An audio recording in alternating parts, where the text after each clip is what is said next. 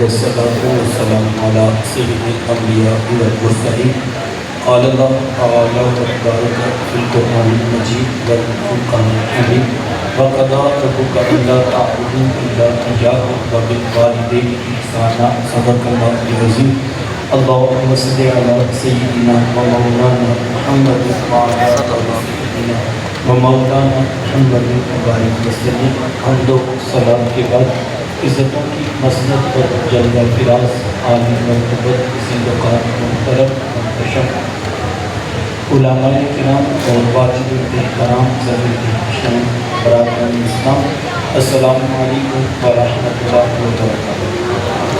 بطوفیق باری تعالیٰ مجھے اور آپ کو درس قرآن مجید کی سعادت حاصل ہو رہی ہے۔ دعا ہے اللہ تعالیٰ میری اور آپ کی شرکت کا ایک ایک لمحہ قبول فرمائے اور قابل مد باتوں پر توفیق نصیب فرمائے۔ ارشاد فرمایا وَقَضَىٰ رَبُّكَ أَلَّا تَعْبُدُوا إِلَّا إِيَّاهُ، اور تیرے رب نے فیصلہ کر دیا کہ اس کے سوا کسی کی عبادت نہیں۔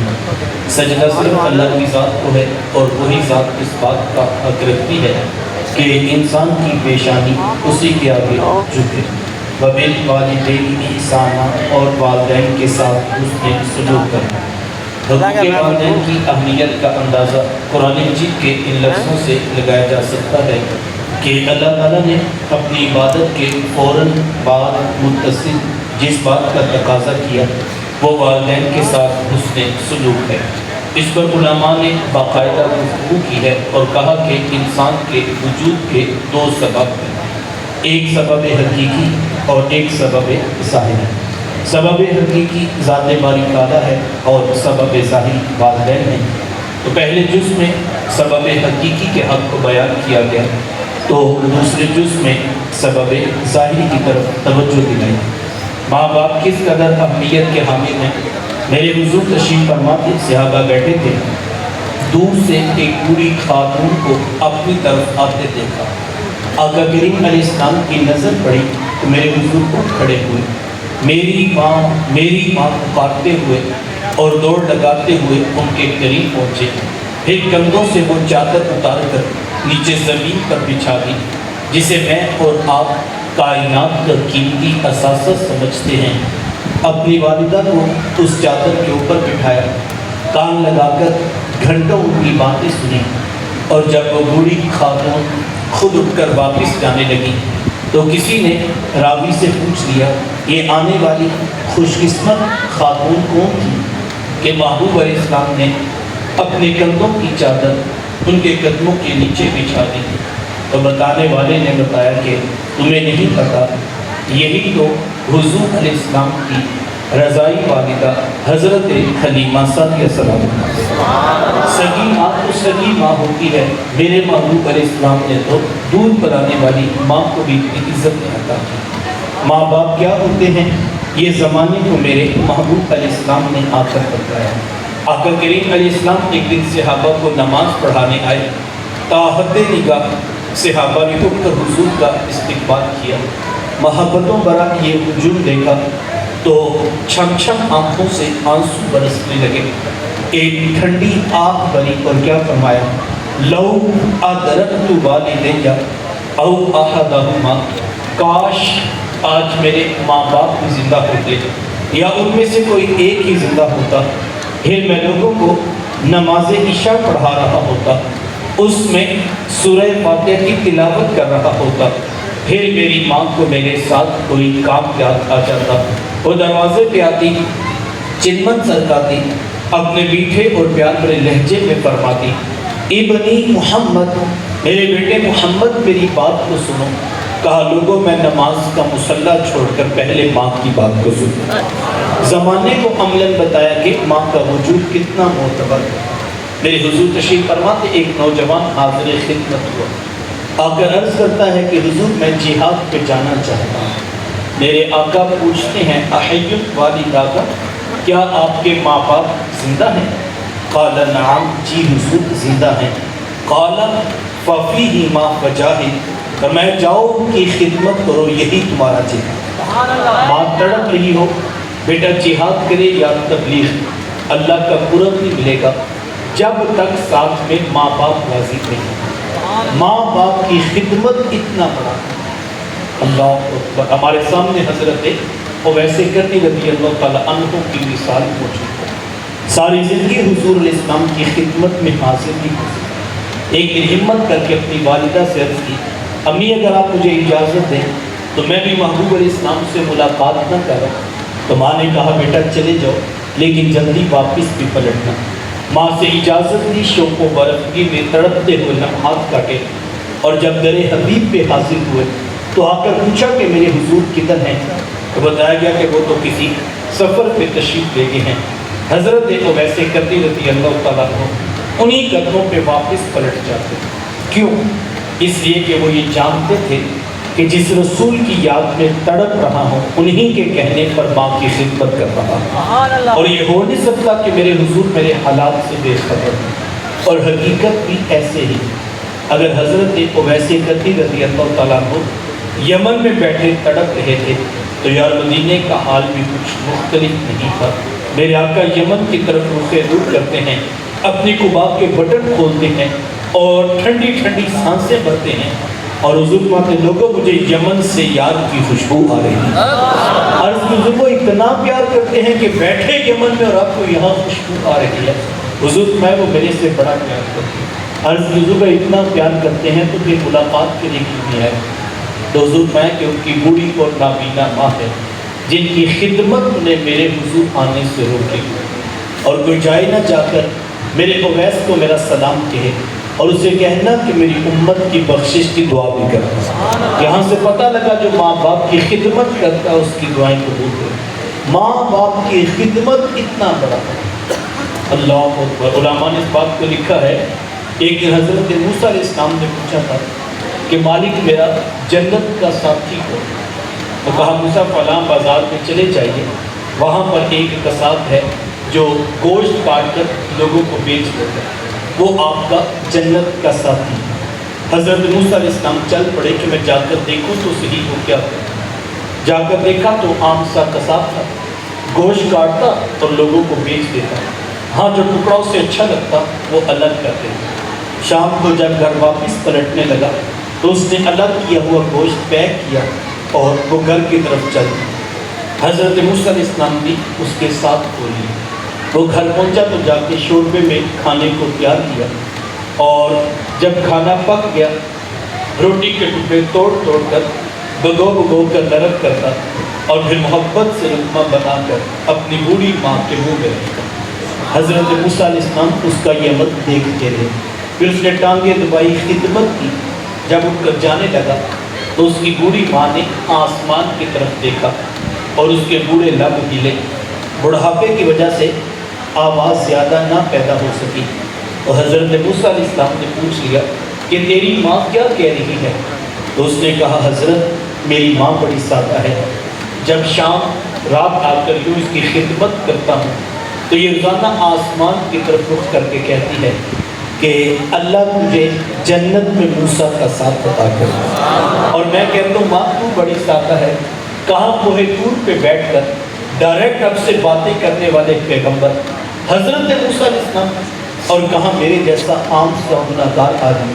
تو ماں یہ تو کوئی جوڑ ہی نہیں بنتا ہے، لیکن حضرت میری ماں بڑی سادہ ہے، یہ روزانہ خوش ہو کے مجھے یہی دعا دیتی ہے، اور میں بھی اس کا دل رکھنے کے لیے آمین کہہ دیتا ہوں۔ تو حضرت موسیٰ علیہ السلام مسکرا پڑے، کہا تجھے پھر مبارک ہو، عرش کے رحمان نے تیری بوڑھی ماں کے لب قبول کر دیے، اور تو ہی جنتوں میں موسیٰ علیہ السلام کے ساتھ کھڑا کیا۔ ماں باپ کی خدمت اتنا بڑا عمل ہے۔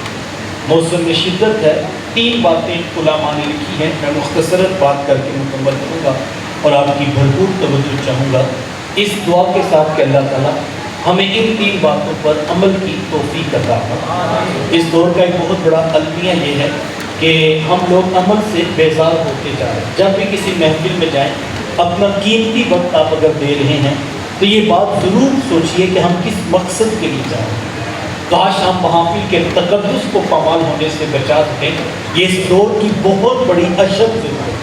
ورنہ یقین جانیے جتنی محافل شہر میں ہوتی ہیں، اگر ایک محفل سے صرف ایک بات انسان سیکھ لے اور پھر اس کے اوپر عمل پیرا ہو جائے تو ایک انقلاب برپا ہو سکتا ہے۔ میرے استاذ مکرم ایک دن ہمیں فرمانے لگے کہ یار اگر بندہ تقریر دھیان سے سن لینا تو زندگی میں ایک تقریر بھی کافی ہو، لیکن یہ اس وقت ہے جب وہ عمل کا جذبہ لے کر، ورنہ ہم نے سنا اور ہم اٹھ کر چلے کہ جیسے آئے تھے ویسے واپس چلے۔ خدا را محافل کو بامقصد رکھیے، جانے سے قبل دیکھیے کہ میں جا رہا ہوں تو کیا وہاں پر کوئی دین سکھانے والا بھی موجود ہے؟ تو اس وقت اشد ضرورت ہے کہ ہم عمل سے بیزار ہونے والا فتنہ پیدا کیا جا رہا ہے۔ دیکھو اگر عمل نہیں ہے تو پاس کچھ نہیں، عقائد و نظریات کی اصلاح پر عمل کا تقاضا ہے۔ میرے استاد مکرم ایک دن ہمیں فرمانے کہ میں تو 50 سال ہو گئے، میں نے قرآن بھی پڑھا، حدیث بھی پڑھی، میں نے فقہاء کے اقوال بھی پڑھے، مفسرین کی آراء، میں نے محدثین کی جو ہے وہ تشریحات بھی پڑھی ہیں، بیٹا مجھے تو نہ قرآن کی کوئی آیت ملی، نہ مجھے حدیث کا کوئی جز ملا جس میں یہ لکھا ہو کہ تم زندگیاں جیسی مرضی گزار کے آ جانا، میں تم سب کو معاف کر دوں گا۔ کہا میں نے تو جہاں سے قرآن اٹھایا یہی صدا نظر آئی اور یہی آواز بلند ہوئی، اِلَّا الَّذِينَ آمَنُوا وَعَمِلُوا الصَّالِحَاتِ، مگر وہ لوگ جو ایمان لائے اور وہ جنہوں نے اچھے اعمال کیے۔ تو ہم سے تقاضا ہے شریعت کا کہ ہم اس سے عمل کا جو ہے وہ حصول اپنے پیش نظر رکھیں۔ 3 باتیں مختصراً اور میں اپنی بات مکمل کر دوں، اور یہ وہ 3 قیمتی باتیں ہیں جن کے بارے اہل علم کی یہ رائے ہے۔ اگر کوئی شخص ان 3 باتوں پر عمل کرے، علماء نے لکھا ہے کل قیامت کے دن اللہ تعالیٰ ان 3 باتوں، ان 3 اعمال کی برکت سے اولاد کو ماں باپ سے راضی کر کے ملاقات کرتے ہیں۔ تو اتنی قیمتی باتیں ہم ساری زندگی پر عمل پیرا رہیں۔ سب سے پہلی بات، کثرت کے ساتھ ماں باپ کے لیے بخشش و مغفرت کی دعا کی۔ ماں باپ زندہ ہوں تب بھی، ماں باپ کو فوت پا جائیں تب۔ ایک روایت میں ہے کہ جو شخص روزانہ اپنے ماں باپ کی بخشش کی دعا کرتا ہے، میرے حضور ماتے اس کے رزق میں کبھی بے برکتی نہیں ہے، اللہ تعالیٰ اس کو رزق کی فراوانی عطا کرے۔ اب دعائے بخشش کا انداز کوئی بھی ہو سکتا ہے، آپ کل کا ختم کروائیں، چہلم کی تقریب رکھیں، یا سالانہ برسی کے نام پہ لوگوں کو جمع کریں اور پھر اپنے ماں باپ کے لیے بخشش و مغفرت کی دعائیں کروائیں، تو یقیناً یہ باعث برکت عطا ہے۔ لیکن میں کہتا ہوں اس مصروف ترین دور کے اندر کس کے پاس اتنا وقت ہوگا کہ وہ روزانہ سینکڑوں ہزاروں لوگوں کو جمع کرے اور پھر اپنے ماں باپ کے لیے بخشش و مغفرت کی دعا کروائے؟ یقیناً یہ باعث برکت ہے، اس کی نفی نہیں، لیکن روزانہ تو آپ اتنے اہتمام کے ساتھ اتنے لوگوں کو جمع نہیں کر سکتے ہیں، تو پھر کیا کیا جائے؟ علماء نے بڑی خوبصورت بات لکھی، کہا کوشش کر کے، محنت کر کے آپ 5 وقت کے نمازی بن جائیں۔ یہ اتنا خوبصورت عمل ہے، اتنا خوبصورت عمل ہے کہ بیٹے کی کوئی نماز زندگی میں پوری نہیں ہوتی جب تک وہ یہ دعا نہیں کر لیتا، ربنا اغفر لی ولی کہ مالک مجھے بھی بخش دے، میرے ماں باپ کو بھی بخش دے۔ یہ بہترین وظیفہ، ایک تو رب کا حکم ہے، سینکڑوں مرتبہ پڑھنے کی تاکید ہے، نہ پڑھنے پر سخت عذاب کی وعید ہے، اور دوسرا محبوب علیہ السلام کی بھی آنکھوں کی ٹھنڈک ہے، اور تیسرا بیٹے کی نماز ہی پوری نہیں ہوتی جب تک ماں باپ کے لیے بخشش و مغفرت کی دعا نہیں ہو جاتی۔ نماز نماز نماز، آخری وصیت امت کے نام یہی تھی، لوگوں نماز نہ چھوڑنا، لوگوں نماز نہ چھوڑنا، لوگوں نماز نہ چھوڑنا۔ آج ہم دیکھیں ہم کہاں پہ کھڑے ہیں، 95% لوگ ہیں جو شاید عملاً نماز کا بائیکاٹ کر چکے ہیں، ہماری مسجدیں ویران ہیں اور ہمارے گھر قبرستان بنے ہیں۔ خدا بڑی سنجیدگی کے ساتھ ہمیں مسجدوں کو آباد کرنے کی طرف قدم اٹھانا ہوگا اور اپنی اولادوں کو انگلی پکڑ کر مصلی پہ کھڑا۔ یقین جانیے بڑے خوش قسمت ہیں وہ ماں باپ جن کی ساری اولاد 5 وقت نماز پڑھنے کا مزاج ہے۔ میں کہتا ہوں یار ان کی قبروں میں تو یہ سال ثواب کے رش نہیں لگے، کبھی فرشتے کہیں گے بھی تیرے بیٹے نے ظہر کی نماز پڑھی تھی اس کی برکت پہنچتی، کبھی کہا جائے گا بھی تیری بیٹی نے مغرب کا مصلی بچھایا تھا یہ اس کی برکت پہنچ رہی ہے، اور کبھی شاید یہ بھی کہا جائے آج کرم دو بالا اس لیے ہے کہ بیٹا صبح تہجد میں بھی اٹھا تھا، سولے محمد پہ درود بھی پڑھا تھا۔ تو یہ وہ عمل ہے جس کی طرف مجھے اور آپ کو اولادوں کو کھڑا کرنا ہے۔ فرمایا 7 سال کی عمر کے ہو جائیں انگلی پکڑ کر ان کو مصلی پہ کھڑا کرو، اور 10 سال کی عمر کو ہو جائیں نماز نہیں پڑھتے ہیں تو نماز مار کر ان کو پڑھائی ہے۔ آج کسی سے کہا جائے وہ کہتا ہے کہ ہمارا کام تو کہنا ہی ہے، اب بچے نماز نہیں پڑھتے تب ہم کیا کریں؟ یہ بڑی معقول بات ہے، ویلڈ بات ہے، میں اس کا انکار نہیں کرتا، باقی ہمارا کام تو کہنا ہی ہوتا ہے۔ اب اگر بچے نماز نہیں پڑھتے تو اب ہم کیا کریں؟ میں اس کو قبول کرتا ہوں ایک لمحے کے لیے، لیکن میرا سادہ سا سوال ہے، ایک دن بیٹا اسکول نہیں گیا، اسکول والوں نے فون کیا اور کہا کہ آج آپ کا بچہ پڑھنے کے لیے نہیں آیا، تو اس وقت تو نہیں ہم نے کہا کہ ہمارا کام تو کہنا ہی تھا، اب اگر نہیں آتا تو اب ہم کیا کریں؟ ایک دن بچہ جو ہے وہ کالج نہیں گیا، کالج والوں نے فون کیا اور کہا آج آپ کا بچہ پڑھنے کے لیے نہیں آیا، اس وقت تو نہیں ہم نے کہا کہ ہمارا کام تو کہنا ہی تھا، اب نہیں آتا تو اب ہم کیا کریں؟ ایک دن بچہ فیکٹری نہیں گیا، فیکٹری والوں نے فون کیا اور کہا ہم ایک دن کی تنخواہ کاٹیں گے، آج آپ کا بچہ کام پر نہیں آیا، تو اس وقت تو نہیں ہم نے فراخ دلی سے کہا کوئی بات نہیں آپ تنخواہ کاٹ لیجیے، ہمارا کام تو صرف کہنا ہی ہوتا ہے۔ حضور والا اپنی دکان تو ایک دن لیٹ کھلی دکان سے ہو تو ہم نے چوتھے دن گھر میں پلیا بٹھا لی، باپ بیٹی کو بٹھا لیا، بہنوں کو بٹھا لیا، دادی ماں کو بٹھا لیا، ماں کو بٹھا لیا، اور آج ہمارا لہجہ بھی تلخ ہو گیا اور ہم نے کہا ذرا صاحبزادے سے پوچھ لو، اگر تو یہ دکان وقت پر کھول سکتا ہے تو ٹھیک ہے، ادروائز یہ اپنی کوئی نوکری تلاش کر لے، میں اتنا ابھی کمزور نہیں ہوا، میں اپنی دکان خود وقت پر کھول سکتا ہوں۔ حضور والا اپنی دکان کی باری تو نہیں کہا کہ چلو دکان ہی کھولنی ہے اور ہمارا کام تو کہنا ہی ہوتا ہے۔ یا اسکول، کالج، یونیورسٹی، فیکٹری، ملازمت، کل، چہلم، عقیقہ، ولیمہ، ہر جگہ ہم بچوں کو پابند کرتے ہیں کہ تم نے یہ کام کرنا ہے۔ نماز کی باری ہم کیوں سادگی سے کہہ دیں کہ ہمارا کام تو کہنا ہی ہوتا ہے؟ خدا سنجیدگی کے ساتھ اپنی اولادوں کو مسلح پہ کھڑا کیجیے۔ وقت سمٹ رہا ہے، دوسری بات علماء نے لکھی ہے، ماں باپ فوت ہو جائیں تو ان کے رشتہ داروں سے اچھا سلوک کیا جائے۔ ماں فوت ہو گئی ہے تو ماموں خالہ کے ساتھ، باپ فوت ہو جائے تو چچا تایا پھپھو کے ساتھ اس نے سلوک کیا جائے، اس سے بھی ماں باپ کی روح خوش ہو۔ تو کسی شاگرد نے پوچھا تھا کہ استاد جی ماں باپ فوت ہو جائیں تو پھر کیا کریں؟ کہا بیٹا ماں باپ فوت ہو جائیں تو پھر ان کی نشانیوں سے پیار کیا۔ کہا حضرت ماں باپ کی بھی نشانیاں ہوتی ہیں؟ کہا ہاں بیٹا یہ جو بہن بھائی ہوتے ہیں نا یہ ماں باپ کی نشانیاں ہوتی ہیں۔ ماں فوت ہو گئی ہے، بہنوں کے سروں پہ شفقت کے ہاتھوں کو، باپ فوت ہو گیا ہے، بھائیوں کو سینے سے لگا کے رکھو، اس سے بھی ماں باپ کی روح خوش ہوتی ہے۔ ویسے بھی تعلیمات شریعت ہیں، فرمایا وہ شخص جنت میں داخل نہیں ہوگا۔ صحابہ نے پوچھا حضور کون جنت میں داخل نہیں ہوگا؟ فرمایا قاطع رحم، رشتوں کو توڑنے والا جنت میں داخل نہیں ہوگا۔ اور جنت میں جانا تو بڑے دور کی بات، ایک روایت میں تو فرمایا وہ شخص جنت کی خوشبو بھی نہیں پا سکتا، جبکہ جنتی ابھی جنت سے 500 سال کی مسافت پہ ہوں گے کہ جنت کی خوشبو آنا شروع ہو گئی، لیکن جو رشتوں کو توڑنے والا ہے وہ جنت کی خوشبو بھی نہیں پا سکتا۔ آئیے سلو کر لینے کا مزاج کریں، معاف کر دینے کی عادت کو اختیار کریں۔ اور میں تمہیں ایک ایسی حدیث سناتا ہوں جس کے بارے میں میرا ماننا یہ ہے کہ ہو نہیں سکتا جس شخص نے یہ حدیث سنی ہو پھر جھگڑا چھوڑے بغیر اس کو نیند آتی۔ اتنی بڑی بشارت ہے اس ایک حدیث میں، اور میں کہتا ہوں ساری زندگی کے جھگڑے اس ایک بشارت رسول پہ جو ہے وہ ہمیں چھوڑنے کے لیے مطمئن کرنا ہو تو ایک حدیث بھی کافی ہے۔ حدیث کو دل کے کانوں سے سنیے گا، میری ساری تقریر آپ کو یاد نہ بھی رہے تو میں چاہوں گا یہ حدیث کا جز آپ اپنی روحوں میں اتار کر لے کر جائیں۔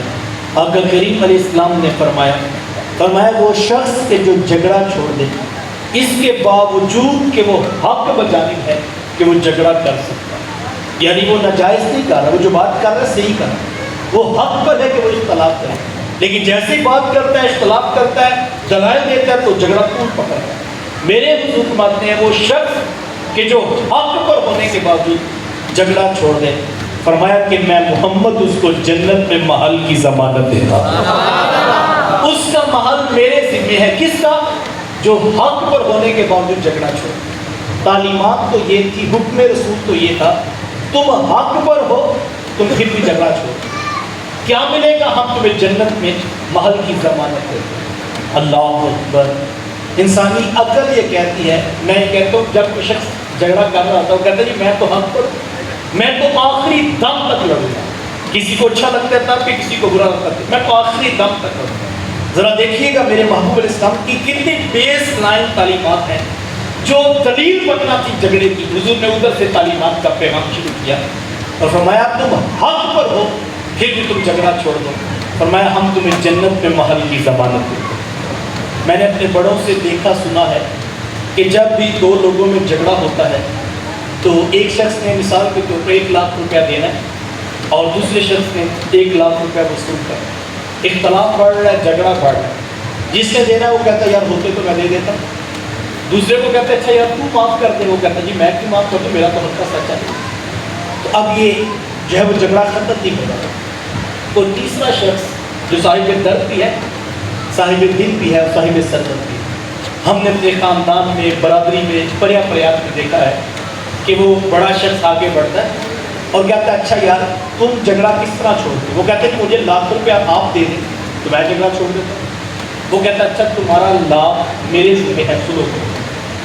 تو اب یہ شخص پیچھے ہٹنا چاہے تو برادری ہٹنے نہیں دیتی. وہ کہتا ہے میں نے اس سے لینا, کہتے ہیں نہیں تیری بات تھی 1,00,000 کی, اب تجھے کوئی بھی دے تو جھگڑا چھوڑا سلو کر. توجہ چاہوں گا, ہم نے دیکھا ہے خاندان میں, برادری میں, رشتہ داری میں لاکھ کے بدلے لاکھ بھی ملے تو لوگ جھگڑا چھوڑ دیتے ہیں. میرے حضور تمہارے تم جھگڑا چھوڑو, لاکھ نہیں ہم جنت میں محل دلوا دیں. اتنی بڑی بشارت ہے, اور کائنات عالم کو بیچ دیا جائے جنت کا 1 انچ بھی کوئی شخص خرید نہیں سکتا ہے. اتنی بڑی بشارت ہے. آئیے سلو کر دیجیے, آئیے معاف کر دیجیے, آئیے جوڑنے کی کوشش کیجیے. توڑنا کوئی کمال کی بات نہیں. یہ شیشے کا گلاس پڑا ہو, چھوٹا بچہ بھی پاؤں کی ٹھوکر مارے تو وہ توڑ کر دکھا سکتا ہے.